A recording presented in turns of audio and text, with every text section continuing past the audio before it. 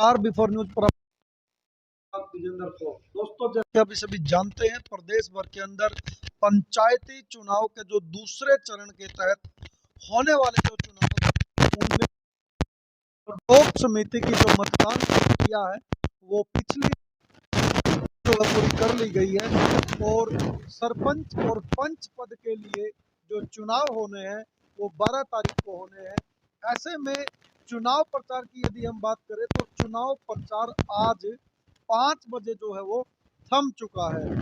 हर अब अपनी किस्मत आजमाने के लिए जो है वो मतदाताओं के ऊपर जो है वो निर्भर है। अब आने वाला समय ही बता पाएगा कि किस उम्मीदवार को अंततः सरपंच की कुर्सी जो है वो मिलती है। तो हर अलग अलग गांव में जाकर के बिफोर न्यूज की टीम आपको मिलवा रही है गांव के उम्मीदवारों से, और क्या कुछ उनकी योजनाएं हैं वो आप सबके सामने जो है वो रख रहे हैं। तो इसी कड़ी में बिफोर न्यूज की टीम आज पहुंची है गरौंडा उपमंडल के गांव डिंगर माजरा में, जहां पर हमारे साथ मौजूद है गांव के निवर्तमान सरपंच और इस बार फिर जो है सरपंच पद के उम्मीदवार अमर सिंह जी। तो इन्हीं से जानने की कोशिश करेंगे अब की बार वो क्या कुछ प्रमुख मुद्दे जो है रखने वाले हैं और क्या रणनीति उनके द्वारा जो है वो बनाई गई है। सबसे पहले अमर सिंह जी नमस्कार, स्वागत आपका। नमस्कार जी, गाँव मीडिया पार्टी को सबको मेरी तरफ से आपको नमस्कार जी। मैं पहले भी मौजूदा सरपंच था जी। आज अब भी मैं सरपंच पद का चुनाव लड़ रहा हूँ और मैंने भी पीछे पूरी सेवा की गाँव की, कोई कसर नहीं छोड़ी। तो कहीं भी ये नहीं कह सकते भी सरपंच ने ये काम नहीं किया। गली नाली बैंक डाल और बिजली पानी कोई भी किसी दाल की कोई भी सुविधा से वंचित नहीं रहेगा जी। और सफाई सफाई भी गांव में पूरी है। कहीं भी किसी गांव में कूड़ी बटोड़ा या कहीं भी गंद नहीं दिखाई देगा जी। अमर सिंह जी, आप जो है पूर्व में गांव के सरपंच रहे हैं और अभी भी निवर्तमान सरपंच है। पहले भी जो है आपके पिताजी ताऊ जी जो है 2 बार जो है गांव के सरपंच रह चुके हैं। पहले भी मेरे ताऊ जी 2 बार सरपंच रह चुके हैं। फिर एक बार ताऊ की लड़के की पुत्रवधु हुई है और अब मैं 2016 में सरपंच चुना गया था इस गाँव का जी। दोबारा फिर मैदान और दोबारा फिर मैदान में हूँ इस गाँव के आशीर्वाद से। जी। अब की बार फिर सरपंच मैदान में उतरा हूँ और गांव की इच्छा है कि जो गांव के काम अधूरे रहे उनको पूरा करूँ और जो काम रह गए हैं उनको भी पूरा वो करूँ। और ये मैं पूरे गांव से हाथ जोड़ के प्रार्थना करता हूँ कि इनकी बार फिर मेरा पूरा सहयोग जी। मेरे दोबारा जनता आपके कार्यों पर फिर न लगाएगी। अच्छा विश्वास है आपको? हाँ है विश्वास है। मैंने काम किया है, मैंने सेवा की है गाँव की। मेरे पास कोई भी सेवा के लिए रात को 12 बजे भी आ गया मैंने अपनी गाड़ी लेके और मैं उसके लिए जब भी तैयार था हॉस्पिटल की सुविधा के लिए या कहीं किसी ऐसी प्रिय घटना होती थी भाई साहब चलो उसके लिए मैं तैयार था। मैंने किसी गरीब आदमी को इग्नोर नहीं किया भाई मैं नहीं जाता। ये मेरे पूरे गांव को पता है। आपके दर से कोई खाली नहीं गया? ना मेरे दर से कोई खाली नहीं गया और मेरे गांव के पूरी जनता को पता है भाई इसने जवाब नहीं दिया और ये हमेशा समाज सेवा के लिए हर संभव तैयार है जी। यानी यही आपका प्लस पॉइंट है? हाँ जी ये भी है। और मैंने आज तक गाँव का थाने में कोई भी जो भी रोड़ा हुआ उसका राजीनामा करने की आई गाँव में निपटाने की पूरी कोशिश की। शायद मैंने पता है कि गाँव में आज तक मेरे गाँव का मेरे प्लान में कोई भी जी शायद जी।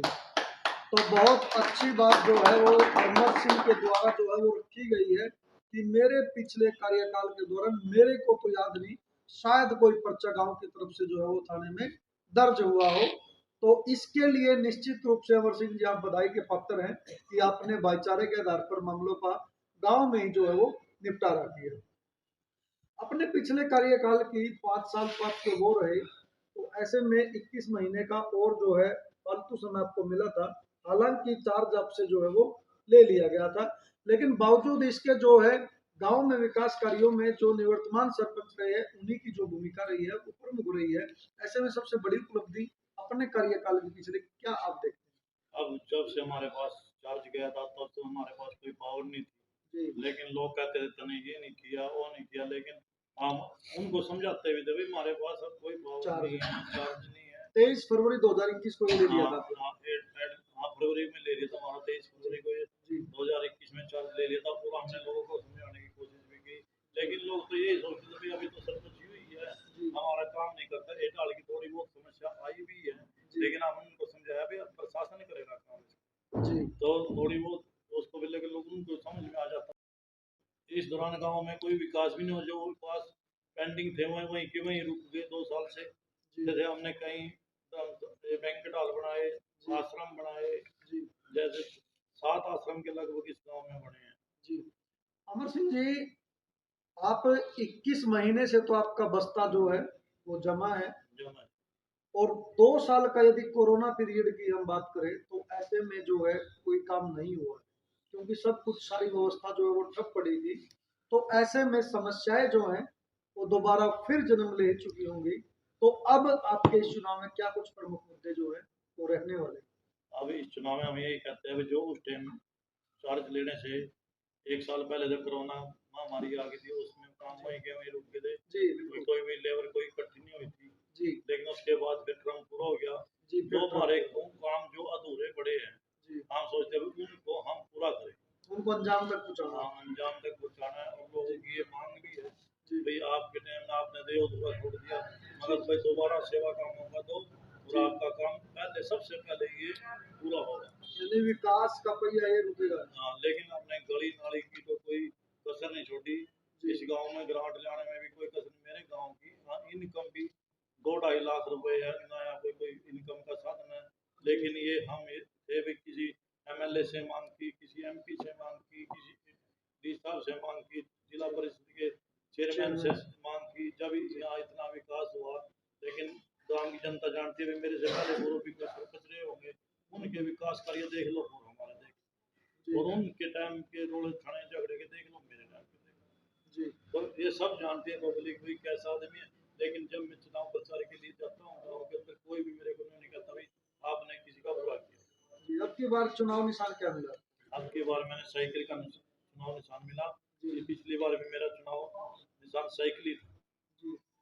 साइकिल जो है एक गति का सूचक जो है वो समझा जाता है, क्योंकि चलने के लिए काम आता है। ऐसे में आपकी सरपंची जो चली हुई है 2016 से, वो कंटिन्यू जो है वो रह पाएगी। लगता है मैंने तो पूरा आशीर्वाद है गाँव की तरफ से भाई, जी गाँव मेरे को दोबारा फिर मौका देगा। जी मैंने पूरी उम्मीद है गाँव से, जी दोबारा चुन के भेजो भाई, दोबारा फिर इससे अच्छे काम करेगा। जी। आपकी बार इस चुनाव में आपके साथ और भी प्रतिद्वंदी जो है वो मैदान में होंगे। ऐसे में आपका मुकाबला जो है वो किसके साथ रहने वाला है? किसको मान रहे हो सेकंड नंबर पे? भाई मैं मेरे ये मेरे को मालूम नहीं है, लेकिन ये पता है मैं इनसे पहले नंबर पे। पहले नंबर। तो तो अमर सिंह जी का साफ तौर पर ये मानना है कि दूसरे का मेरे को नहीं पता है, लेकिन गांव का प्यार, गांव का आशीर्वाद जो है वो मेरे साथ है, लेकिन मैं निश्चित रूप से पहले नंबर पर हूँ, ऐसा मान करके जो है अमर सिंह जी चल रहे हैं। तो गांव के लिए आगे की आपने क्या कुछ प्रमुख रणनीति बनाई है, क्या कुछ घोषणा जो है आज गांव वासियों के लिए करना चाहते सबसे पहले तो मेरी ये है कि आज तक मेरे गांव में नशा नहीं, हैं? कोई जी भी खुदा दारू का ठेका इस गांव में ना तो मेरे से पहले से ये सरपंच को मंजूरी दी, ना मैंने ना हमने किसी को यहाँ आगे ठेका दोगे फिर? ना आगे देंगे। जी। नशे से तो हम बिल्कुल सख्त खिलाफ हैं। यानी नशा मुक्त की जो अभियान चला हुआ है गांव में, उसको आप जारी रखें। हाँ, नशा मुक्त को हम जारी रखेंगे। जी दूसरे नंबर पे जो गांव में एक स्टेडियम की कमी है, जी लेकिन थोड़ी ये है कि गांव में इनकम नहीं है, तो जी ये भी हमने मांग की है सरकार से कई बार की, तो हमारे को ग्रांट दो, हमें गांव में स्टेडियम बनाए ताकि बच्चा प्लेयर बने और इस गांव का नाम रोशन करे, जी वो आगे जाए। और पहले भी मेरे गांव में लड़कियों की टीम भी रही, लड़कों की कबड्डी की टीम भी रही, जी इस गांव से जी अच्छे प्लेयर हुए। लेकिन आज भी हम कभी और इससे अच्छे निमट के जाए, लेकिन इस गांव में खेलने के लिए कोई मैदान नहीं है। यानी अब की बार यदि गांव मौका देता है तो आप खेल स्टेडियम का निर्माण करवाओ। बिल्कुल कराएंगे। जी उसके बाद शिक्षा का है, शिक्षा जैसे स्कूल है, स्कूल में ठीक अच्छा ग्राउंड है, कमरे बने हुए हैं, लेकिन थोड़ा सा ध्यान वहाँ भी देंगे, जो अच्छा स्टैंड होगा स्कूल का, तो बच्चे भी ये जरूर एडमिशन लेंगे, इधर उधर क्यों जाएंगे। जी तो शिक्षा का भी भी विशेष ध्यान देंगे। जी वैसे हमने स्कूल में आज काफी सुधार किया जी और आगे और इससे ज़्यादा करेंगे। आज के इस प्रतियोगी दौर में लाइब्रेरी की बड़ी आवश्यकता जो है महसूस की जाती है। ऐसे में क्या गांव के लिए लाइब्रेरी के लिए कुछ घोषणा करना चाहोगे? हाँ, तो लाइब्रेरी भी है और एक गांव के अंदर डिस्पेंसरी की भी जरूरत है। मैंने पीछे भी कोशिश की थी गांव में, छोटी सी कोई डिस्पेंसरी होगी, किसी को रात देर सवेर कोई तकलीफ हो जाती है तो हमें ग्राउंड की तरफ जाना पड़ता है और प्राइवेट हॉस्पिटलों में जाना पड़ता है जहाँ ये खर्च ज़्यादा होता है। बिल्कुल। नया अभी के अंदर भी बहुत छोटी छोटी डिस्पेंसरी वो ये गाँव की औरतें जी यहीं अपना छोटा मोटा इलाज यहीं करा लें। जी तो हम ये सोच रहे भी गाँव में डिस्पेंसरी भी हो और बच्चे भी मैंने बात की थी मेरे साहब से भी किया था कि कोई यहाँ हमारे को एक सुविधा हो डिस्पेंसरी और होनी भी चाहिए। जी, यानी कि छोटी से छोटी बीमारी की अवस्था में भी जो है वो घरोंडे का रुख जो है यहाँ के लोगों को करना पड़ता करना पड़ता है। है। जी, तो आपने फिर पिछले कार्यकाल में नहीं कोई मांग उठाई इसके लिए? उठाई थी जी, उसको मैंने कहा था भाई जो काम देंगे आप ग्रांट दो और स्टाफ दो हमारे को जी, तो यहाँ क्या आश्वासन दिया फिर विधायक जी? विधायक जी ने कहा कोशिश करते हैं। जी तो हमने आपके आसपास बरसत सी अच्छी बना दी, गुड़ा बना दी, काले बना दी, वहाँ की छोटी सी यहाँ तो पीएचसी ही बनवा देता है। हमारे छोटी सी एक सुविधा थी कि हमारे पास पीएचसी होता है जी यहाँ से 2-3 किलोमीटर है। जी तो हमने कहा भी छोटा सा दिन सवेर कोई 2-3 डॉक्टरों का स्टाफ हो यहाँ ढूंढ जाने के लिए छोटी मोटी बीमारी का यही था। जी, एक ऑनलाइन एजुकेशन का ट्रेंड जो है वो निकल करके आया है कोरोना के चलते, क्योंकि कोरोना में बच्चे जो है स्कूल तो नहीं जाते थे। ऐसे में स्कूल की तरफ से बच्चों को फोन पे काम जो है वो भेजा जाता था। तो संपन्न जो परिवार हैं उनके लिए इंटरनेट का रिचार्ज करा पाना कहीं मुश्किल नहीं है, लेकिन गरीब जो लोग हैं उनके लिए 300 400 500 का हर माह रिचार्ज कराना थोड़ा सा मुश्किल है। ऐसे में कोई फ्री वाईफाई या इस प्रकार की कोई योजना आपका आगे भविष्य में? हाँ, हमने वाईफाई लगवाया था गाँव में सचिवालय के अंदर लगवाया था, जी, लेकिन उसके बाद हमारा चार्ज लिया गया। उसके बाद मैंने ये नहीं पता भाई वो वो चालू है? चालू है या नहीं है। तो जी मैंने वाईफाई की सुविधा की थी जी, की थी और आगे उसको कंटिन्यू रखो। और आगे कंटिन्यू रखेंगे भैया कि सभी जो गरीब जनता है गरीब बालक है अपना नेट की सुविधा यहीं से ले सकते। जी, एक सरपंच साहब दिक्कत होती है अक्सर सर्दियों के मौसम में, जैसे अब सर्दियों का मौसम है और आने वाले दिनों में धुंध जो है वो शुरू हो जाएगी, तो गांव में पशुधन की बड़ी चोरियां होती है। तो उस पर लगाम लगाने के लिए कोई योजना आपके पास है? देखो ये तो जैसे सीसीटीवी कैमरा, क्योंकि तकनीक का दौर है, इस तकनीक के दौर में तकनीक का लाभ जो है वो लिया जा सकता है। ये पशुओं की चोरी तो पहले भी होती थी जी और अब भी होती है जी और इस पे कोशिश हमें तो यही रहती है भाई हमको उसमें कि जी पुलिस भी कोशिश करती है भाई बच्चों को पकड़ा जाए ऐसा क्राइम ना हो। जी लेकिन जिसने चोरी करने की आदत है तो वो नहीं रुकेगा चाहे आप कैमरे भी लगा दो। लेकिन हम ये सोचते हैं भाई छोटी मोटी जो क्राइम होता है ना वो कैमरे में पकड़ा जाए जी और उसको यहीं के यहीं रोका जाए। जी, तो गांव में करवाना चाहोगे कैमरे की हाँ, सुविधा? जरूर करवाएंगे कैमरे की सुविधा। लेकिन इस गाँव में मन में सोच सुविधा तो करने की बहुत कुछ है जी लेकिन रोड़ा बजट के ऊपर है। जी पंचायत फंड नहीं है यहाँ पे। जी यहाँ तो जो सिस्टम चलता है अपने सरपंच की मेहनत से चलता है। जी सरपंच को 8 लाख सुविधा हो जाएगी नहीं 2 लाख रुपए 2.5 लाख रुपए में क्या हो जाएगा इस गाँव में कुछ। तो थोड़ा सा एमएलए का साथ मिल जाए एमपी साहब का साथ मिल जाए जी डीसी साहब का साथ मिल जाए। डीसी साहब से भी ग्रांट ली जी डीसी साहब के पास भी जाते आते रहते थे। जी आदित्य जी दैया थे यादव जी थे उनसे मेरे अच्छे होते थे संबंध है। उनसे भाई मैं जाता था हमारा सर हमारे पास कुछ नहीं है थोड़ा ये काम के लिए थोड़ा बजट करना चाहिए अपने से। जी उन्होंने कहा जरूर दे रिलेशन में कोशिश करता हूँ और कोशिश की उन्होंने दिया भी है एमएलए साहब ने भी दिया जी हमारे को खूब दिया एमपी साहब से भी हमने ग्रांट ली और जी ये जितनी भी ग्रांटें आई हमने विकास पट पे लिख दी थी भी गाँव वालों लिख दी तो भाई ये ग्रांट काम है ये करे हैं। जी, अक्सर गांव देहात के लोगों को जो सरकारी योजनाएं होती हैं, जैसे बीपीएल कार्ड है, आयुष्मान भारत योजना है, प्रधानमंत्री आवास योजना है, इस प्रकार की जितनी ये योजनाएं हैं, वो लोग जो अंतिम जो लोग हैं, जैसे सरकार की योजना अंत्योदय योजना, यानी विकास की लाइन में जो अंतिम पायदान पे जो व्यक्ति है उस तक इन योजनाओं का लाभ जो नहीं पहुंच पाता है। ऐसे में आपने क्या किया है कि लोगों को इस प्रकार की योजनाओं का लाभ लेने के लिए दिक्कत ना आए? सर हमने ये कुछ बनवाए हैं या आयुष्मान कार्ड, बीपीएल कुछ? ये जो ये सुविधा होती है आयुष्मान कार्ड होता है जी बेटी पढ़ाओ बेटी अपना धन ये जनधन योजना ये जी ये सब स्कीम में सरकार की होती है। जी और आम इसमें ग्राम सभा में जहाँ पर भी गाँव में 6 महीने में ग्राम सभा होती थी जी उस ग्राम सभा में हम लोगों को समझाते थे। जी लेकिन आज भी गांव की जनता इतनी भोली है, वो चाहती है भी सरपंच नहीं करवाता, जी लेकिन सरपंच तो करवाता है, लेकिन उसके कुछ पॉइंट होते हैं, कुछ कानून नियम होते हैं, वो फॉलो कर वह फॉलो करने पड़ते हैं। अगर जी वह फॉलो होते हैं तो सरपंच किसी भी काम को मना नहीं करता। लेकिन उनका जब चुनाव मुद्दा आता है तो वो कहते हैं, ये मेरा वो नहीं करवाया मकान नहीं बनवाया तुमने, मेरे ये नहीं करवाया। लेकिन आज सिस्टम जो भी है नहीं, वो सब सिस्टम ऑनलाइन हो गया। अपने डॉक्यूमेंट्स ऑनलाइन करवाओ, जी बाद में सर्वे होता है, सर्वे होने के बाद जैसे बीपीएल का कार्ड होता है उसको आप ऑनलाइन करवाओ। ऑनलाइन करवाने के बाद सर्वे होंगे, उसमें मौका देख के जाएंगे।